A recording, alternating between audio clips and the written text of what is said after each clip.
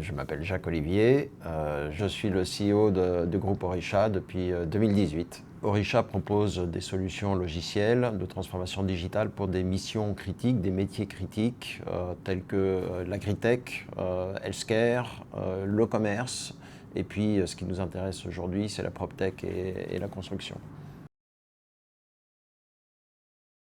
Oui, alors on parle souvent de révolution digitale. Moi, c'est un concept que j'aime pas beaucoup parce qu'on sait très bien ce que ça veut dire. Je préfère parler de proposition digitale et finalement ce qu'on propose, c'est de fluidifier les différentes interactions entre les corps de métier des secteurs d'activité que l'on adresse. Déjà, c'est le poids de la PropTech et de la construction dans le PIB français. C'est plus de 10% du PIB. Ça représente grosso modo 300 milliards d'euros de production annuelle. C'est pas rien.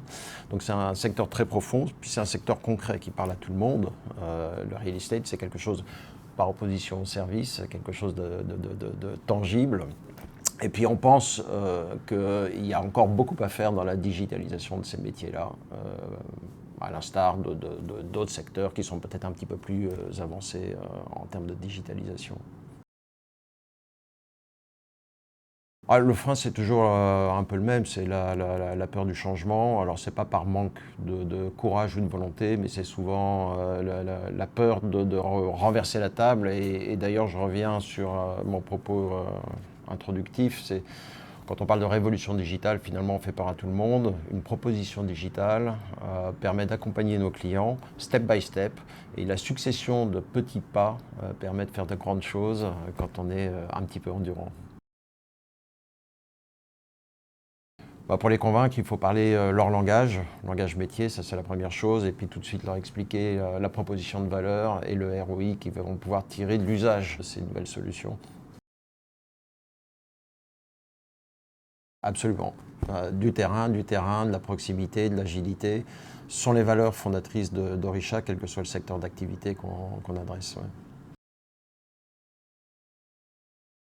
Bon, l'IA émerge partout.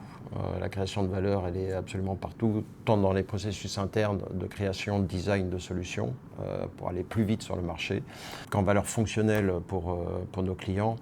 Mais très clairement, je dirais que ce secteur-là va être de plus en plus drivé par la data, ce qui est déjà le cas aujourd'hui. Mais l'IA va permettre de tirer de la valeur à partir de data qui sont hétérogènes. Or, jusqu'à présent, exploiter la data, c'est souvent confronté au même frein, c'est des data non normalisées, non homogènes, et donc c'était assez difficile d'en tirer de la valeur. L'IA permet vraiment d'aller beaucoup plus vite dans ce domaine-là. On est très à l'écoute parce qu'on a un bon fonds de commerce dans ce secteur-là. Mais on n'ira jamais aussi vite qu'une start-up pour matérialiser une bonne idée. Donc finalement, notre rôle dans cet écosystème, c'est de pouvoir les accueillir, soit à travers de contrats commerciaux, soit encore mieux à travers de partenariats capitalistiques, puisque c'est un des modèles de croissance d'Orisha. Et si on peut servir de pont entre les startups et les grands groupes qui pourraient nous faire confiance, on sera très heureux de le faire. Je pense même que c'est notre vocation. Je crois qu'il faut être très clair sur la proposition de valeur, métier. La tech, je pense qu'elle est consubstantielle au fait que c'est une start-up, donc quelque chose là-dessus on fait confiance. Et puis on attend aussi de ces start-up qu'elles nous apportent de la valeur, qu'elles nous aident à bouger, à entretenir cette agilité et cette créativité au sein d'Orisha, parce que c'est toujours ce qui peut guetter un groupe de la taille d'Orisha. On est quand même 2500 personnes aujourd'hui. C'est un peu de s'endormir sur ses lauriers. Et ça, on ne veut pas. 2030, c'est demain. Et si on regarde cette échéance au regard du rythme de la transformation du secteur, bon, je ne sais pas si ce sera complètement transformé, il sera fortement évolué. Moi, je pense que le poids de la tech, de la data, on parle de jumeaux numériques, de simulation, évidemment va grandir. Et je pourrais faire un parallèle avec le secteur de l'automobile ou même de l'aéronautique, qui bien avant le secteur de la construction a pris cette voie. Et aujourd'hui, quand on voit le délai qu'il faut pour concevoir une automobile ou même un avion sans même le faire voler sans même avoir fait une maquette auparavant, je trouve que c'est ce qui peut arriver de mieux au secteur de la construction.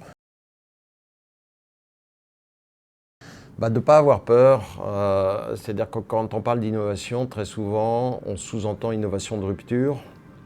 Et la rupture, c'est un mot qui fait toujours peur. Et moi, chez Orisha, on aime bien l'innovation incrémentale. Et avec un peu de patience, step by step, avec les bons incréments d'innovation, avec les bonnes fonctions, avec les bonnes startups, on arrive à construire des solutions qui sont radicalement différentes par rapport à ce qu'on pouvait faire auparavant, mais sans douleur, parce que la conduite du changement est là pour rassurer les clients.